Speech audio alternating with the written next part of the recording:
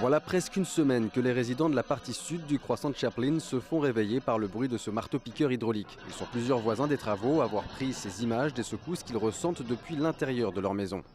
The noise levels are off the charts, even in the houses, and then the houses are vibrating for 7-8 hours a day. Ce résident souligne que le bruit est insoutenable et que les maisons vibrent toute la journée. C'est la pire expérience qu'il ait connue depuis 8 ans. Say the last week has been the absolute most horrendous the last 8 years. Byron Martin, lui, vit juste à côté des travaux et s'inquiète de l'intégrité des bâtiments. Il affirme que de nombreuses fissures sont apparues dans sa maison centenaire dans les dernières années et il ajoute que personne n'a répondu à ses inquiétudes.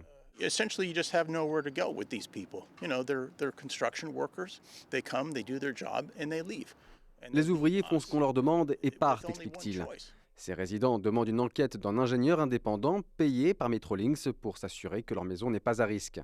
L'agence de transport indique avoir fait des tests vendredi dernier et ils auraient montré que le niveau sonore et les vibrations étaient dans les limites autorisées par la ville. La ligne Crosstown s'est au fil des années attiré de nombreuses critiques, notamment récemment, alors que les travaux qui devaient finir en 2020 ont pris 3 ans de retard. Le conseiller de Toronto St. Paul's soutient un dédommagement des résidents. Residents have had dysfunction in their neighborhoods along with real impacts on their properties. Il estime que le voisinage des travaux a subi des perturbations et des dommages depuis des années et qu'une juste compensation est raisonnable. Lui et d'autres conseillers veulent déposer cette semaine une motion au conseil municipal pour exiger des réponses publiques et savoir pourquoi le projet a été reporté une 3e fois cet automne sans nouvel échéancier. Ici Julien Sahuquillo, Radio-Canada, Toronto.